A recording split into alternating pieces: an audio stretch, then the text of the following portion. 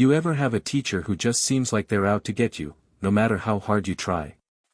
Like, no matter what you do, study, practice, ace the material, they still find a way to knock you down. Well, that was exactly my life during my last year of middle school, and let me tell you, you won't believe how far I had to go to prove I wasn't the problem. I had this math teacher, let's call him Mr. Henley, and from day one, the man just radiated bitterness. He wasn't just strict, he was the kind of teacher who treated the classroom like a boot camp, but for something as joyless as long division and algebra, he had these outdated methods, like teaching straight from a 20-year-old textbook and refusing to acknowledge anything that wasn't in his lesson plan.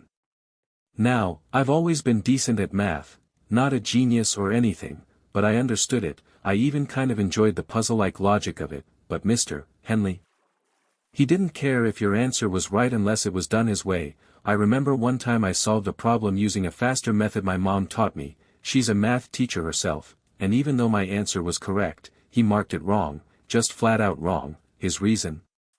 Not the method I showed in class, that was strike one. But it didn't stop there. Oh no, Mr. Henley had this obsession with how notes were taken. I'm not kidding, he actually deducted points if you didn't use the right color pens for each part of your notes, red for titles, blue for questions, black for answers, and every single number had to be inside its own little notebook square. Miss a square. Minus points, use the wrong color. Minus points, solve a problem correctly but forget to write out 2 plus 2 is equal to 4, even though the answer was clearly 4. Yep, minus points. It was exhausting, man, like trying to do a high-wire act while solving calculus in a wind tunnel. Now look, I wasn't the neatest student, I'll admit that. My notes were a little messy, and I didn't always write in 3 different colors because I couldn't afford to carry around a freaking art kit every day, but I understood the material, I got the answers right, I studied my butt off for every test, and despite all of that, he kept deducting points for things that had nothing to do with math. By the end of the year, I had technically passed every single test. My math was solid, but Mr. Henley docked me down so hard for lack of structure and improper process that I ended up with a failing grade. I failed the class, no retake, no second chance. And here's where things got serious. You see, where I'm from, failing even one subject in your final year of middle school means you can't automatically enroll in any high school, even if you already got accepted, and I had gotten into not just one, but 3 of the top high schools in the entire country, all tied to elite universities, basically, a golden ticket to a better future. All of that, gone, because this one bitter old man decided my handwriting and color coding weren't good enough. And let me tell you, that hit me like a brick wall. I walked home that day, my backpack feeling like it weighed 100 pounds, my stomach in knots. My mom was waiting at the kitchen table, and when I handed her the grade report, she didn't say anything at first, just stared at it like it was a bad joke, and honestly, it was a bad joke. We both knew I didn't deserve to fail, not like that, not because of pens and margins and method obsessions, and for a minute, I just sat there, completely defeated, but then something switched inside me, something cold, sharp, and crystal clear. I wasn't going down like this. The next day, I waited until the class was empty. I walked straight up to Mr. Henley, looked him right in the eye, and said, "You've got 2 choices, you can pass me with a 6 and let this be over, or you can send me to the special exam, and I'll make sure someone else grades it, someone who won't be swayed by your little checklist of nonsense."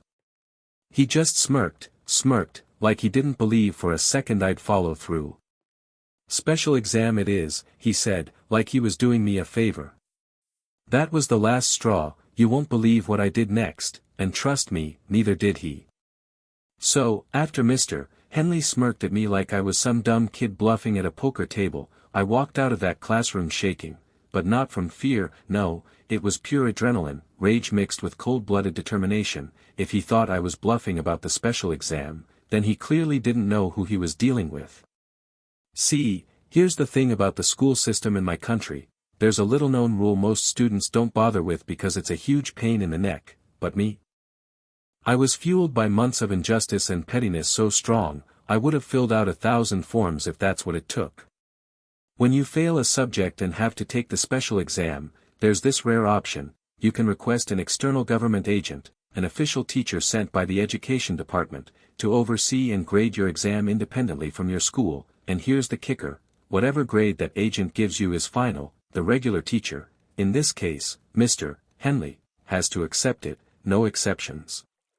Most students never ask for one because the process is long, bureaucratic, and honestly designed to wear you down before you even start, but I wasn't most students. I wasn't about to let this bitter man throw away everything I had worked for, my shot at the best high schools, my future, my pride, just because he didn't like the way I held a pencil. So I started the paperwork. Every day after school, I'd sit down with my mom, who, bless her heart, was more fired up than I was, and we'd go through forms, requirements, office visits, email confirmations. It was like applying for a passport, a visa, and a top-secret security clearance all at once. I had to explain in writing why I thought the exam should be overseen, provide examples, attach copies of my tests, and even get a school official to sign off on the request. But I did it. I jumped through every hoop, I checked every box, I didn't give them one single excuse to reject it. Weeks passed, and finally, the letter arrived, request approved, government agent assigned. And let me tell you, I had never smiled so wide in my life, not when I got accepted into my top 3 high schools, not even when I won that regional chess tournament in 6th grade. This was personal. Now, word travels fast in a school, especially when someone's doing something weird or different. People started whispering about my special exam, wondering why I wasn't sweating bullets like the other students who failed. I just kept quiet and focused. I studied harder than I ever had before, reviewed every topic, practiced every type of question Mr. Henley could possibly throw at me. I even solved them the way he liked, just in case the agent wanted to compare methods. The night before the exam, I couldn't sleep, not out of nerves, out of excitement. I knew I was ready. I knew this was my chance to show the world, or at least one bureaucrat and one bitter teacher, that I was smarter than their little box. Then the day came. The exam was scheduled for a quiet Tuesday afternoon. The classroom they assigned us was cold, with rows of empty desks and a kind of flickering fluorescent light that makes everything look like a crime scene. I walked in early, carrying nothing but my pens, my ID, and a folder with all my prep materials, just in case. Mr. Henley was already there, sitting behind the teacher's desk with a bored look on his face. He didn't say a word, he barely looked at me. But then, a few minutes later, the door creaked open, and in walked a tall woman in a navy blazer carrying a clipboard and an official-looking briefcase. That was her, the government agent. You could feel the air shift in the room. Mr. Henley's shoulders stiffened, he stood up quickly, offered a fake smile, and said something polite I don't even remember. She ignored it and introduced herself directly to me first, then set up her things. She had no interest in playing nice. She was here to do a job, and that job was making sure this exam was scored fairly. She handed me the exam. I took a deep breath, opened it up, and started. Let me tell you, that test could have been written in fire for all I cared. I tore through those problems like a man possessed, every equation, every graph, every function, nailed it. And not only did I use Mr. Henley's methods, I made sure to show my work in the neatest, color-coded, rule-following way possible. I could practically hear my mom's voice in my head saying, "Don't just prove you're right, prove he's wrong." When I was done, I put my pen down and handed the exam to the woman in the blazer. And that's when everything went down. As she reached for it, Mr. Henley stood up like he was about to snatch it from me, maybe to review it himself first, but the agent held up her hand, took the test firmly, and said, "And I'll never forget this. This is mine now, I'll be scoring it independently." You should have seen his face. You won't believe what happened when she read that test. So there I was, sitting quietly in the classroom while the government agent, let's call her Ms. Delgado, went through my test with a red pen in one hand and a surgical level of precision in the other. Every so often, she'd nod, flip a page, jot something down on her clipboard. No dramatic expressions, no poker face, just focused professionalism. Mr. Henley, meanwhile, was trying so hard to act unbothered, sitting stiff in his chair, pretending to grade some papers of his own, but I could see him glancing sideways every 10 seconds like a nervous kid trying to cheat on a final. That man was sweating bullets, and I was enjoying every second of it. After what felt like forever, Delgado looked up, then, without a word to him, she stood, walked over to me, and placed the test paper face up on my desk. There it was, a bold, beautiful red 10, circled at the top, perfect score. She turned to Mr. Henley and, with her clipboard still in hand, said clearly and with zero emotion, "This student passed with excellence, no corrections needed." You could have heard a pin drop. My eyes flicked over to Mr. Henley, and let me tell you, I have never seen a man's face turn that red without the help of chili peppers or a sunburn. He opened his mouth like he wanted to object, but nothing came out, just air and ego. He reached out like he wanted to grab the exam, maybe to nitpick or throw some last-minute nonsense at it, but Ms. Delgado didn't even let him touch it. She collected the papers herself, slid them into her briefcase, and said, "These are going back to the department." Then she turned to me again and added, "Congratulations." And that was it. No applause, no crowd of classmates watching, just me, a stone-faced agent, and one humiliated math teacher sitting in his own silent defeat. But that moment, that tiny, private justice, was better than any standing ovation. As I walked out of that classroom, I didn't say a word to Mr. Henley, didn't need to. The look on his face said it all: years of bitterness, power trips, and misplaced pride, all cracked wide open by one big red number. And the best part? I wasn't the only one who'd requested a government agent. I found out later that a couple of other students, after hearing what I was doing, followed my lead. Turns out, we all passed. Turns out, the problem wasn't us. Turns out, it was him all along. I didn't stay to gloat, I didn't report him or try to get him fired. I didn't have to. He got exposed in the most official way possible, right in front of his own ego, and as petty as this all may sound, it felt amazing. That night, I went home, showed the score to my mom, and we both just laughed. She hugged me and said, "I'm proud of you, not just for passing, but for standing up for yourself the right way." I missed my shot at the top high schools because of him, yeah, but that moment, that little win, I earned it. So even with that sweet, sweet victory in my back pocket, that glorious red 10 staring Mr. Henley in the face, life didn't just snap back into place overnight. Yeah, I passed, yeah, I got the score I deserved, but the damage he did by failing me earlier in the year, that couldn't be undone so easily. You see, because of that failing grade, I missed the enrollment deadlines for my top choice high schools, and I'm not talking about just any schools. These were the crown jewels of our education system, the kind of places that basically guaranteed you a straight shot into the best universities in the country. I'd worked my tail off for years to get into them, got accepted early, and thanks to one teacher's ego, it all went down the drain.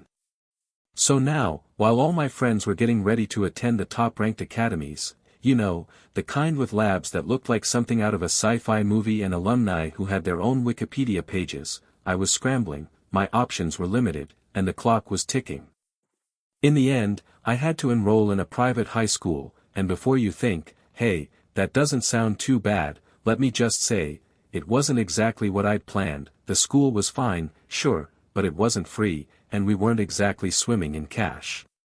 I remember sitting at the kitchen table with my mom, watching her pull out an old folder where she kept our household budget. She started reworking the numbers, scratching out items and adding little notes in the margins. That image stuck with me, my mom, doing math in pen and hope.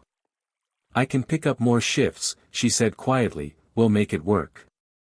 And just like that, this whole thing that started as a personal grudge with a petty teacher turned into a real-life consequence for my family, that hit me harder than any bad grade ever could.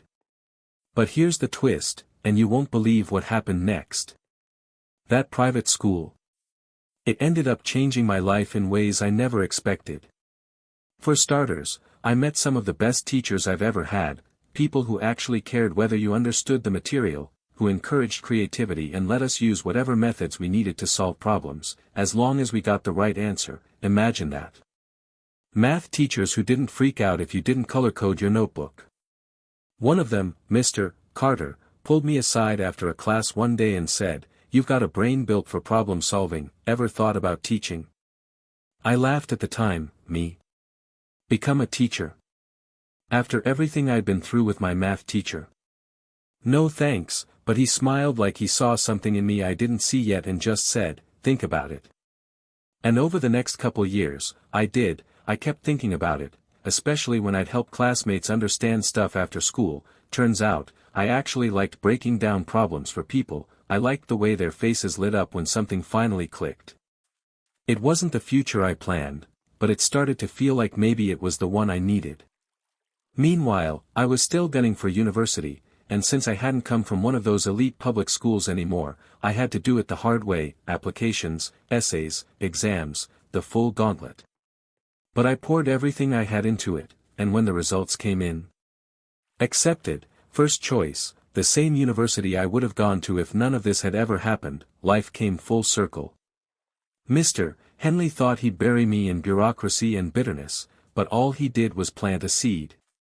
You ever look back at a moment and realize it didn't just change your life, it rewrote the entire blueprint? That exam with the government agent. That quiet, red-faced humiliation for Mr. Henley. It was just the beginning, a spark, and let me tell you, what came next. You won't believe how it all came full circle, and then flipped completely upside down. So, I made it to university, first choice, against all odds. My family celebrated like I'd won the lottery. My mom cried when I got the acceptance letter, holding it like it was made of gold, and maybe, in a way, it was. It represented every sacrifice she made, every late-night budget calculation, every second she believed in me when a system tried to beat me down. University was tough, I won't lie, but I was ready. I took everything I'd learned, about fighting for myself, about standing up against people who tried to gatekeep knowledge and opportunity, and I poured it into every lecture, every lab, every project. And by my final year, I wasn't just passing, I was thriving. I was tutoring underclassmen, running workshops, even co-publishing research with one of my professors. I'd finally carved out the future that almost got stolen from me. But here's where the story takes a wild turn. During my last semester, a friend of mine, her name was Rachel, invited me to a guest lecture series. "You'll love this guy," she said. "He's a veteran educator, works in curriculum reform now, used to be a math teacher, kind of a legend for how he turned his career around." I was skeptical. I didn't have warm feelings about veteran math teachers, but I went anyway, just to be polite. We got to the auditorium early, grabbed front row seats, the lights dimmed, the projector came on. The speaker was introduced as someone who'd once been accused of having rigid, outdated methods, but had later become a champion for progressive math education, someone who now traveled the country advocating for reforms that let students use any method to solve problems, as long as they understood the logic behind it. And then he walked out on stage. It was Mr. Henley. I swear to you, my heart stopped. I turned to Rachel with eyes wide as saucers. "That's him," I whispered. "That's the guy who tried to fail me." She blinked. "Wait, what?" I couldn't believe it either. He looked older, more gray, more tired, but it was definitely him, the man who'd once told me I didn't deserve to pass math because my notebook didn't have red, blue, and black ink. And now here he was, preaching flexibility, fairness, innovation. I sat there in stunned silence as he gave a surprisingly moving talk about how he used to be part of the problem, how one student, years ago, made him face a truth he didn't want to admit, a student who called out his ego, who challenged his authority in the most respectful, powerful way possible. He never said my name, but I knew he was talking about me. At the end of the lecture, they opened the floor for questions. My hands were sweating, my chest was tight. I stood up, slowly, my voice shaking just a little. "Mr. Henley," I said into the mic, "do you remember a student who asked for a government agent to oversee a final math exam, because you kept docking points over things that had nothing to do with getting the right answer?" There was a long pause, his face went pale, then, very quietly, he nodded. "Yes," he said, "I remember him well." I smiled. "Hi, that was me." The entire auditorium went dead silent.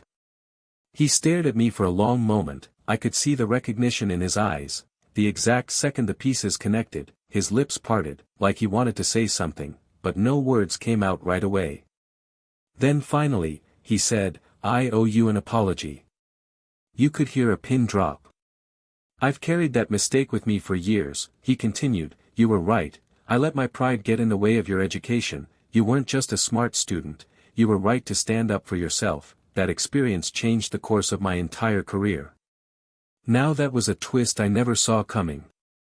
I walked up to him after the talk, we shook hands, it wasn't awkward, weirdly, it felt kind of peaceful, like we both understood something the other didn't back then. He even asked what I was doing with my life, and when I told him I was now teaching and researching, possibly heading into forensic sciences, he lit up. "You'll be great," he said, "I can tell. But here's the final twist, the one that still blows my mind."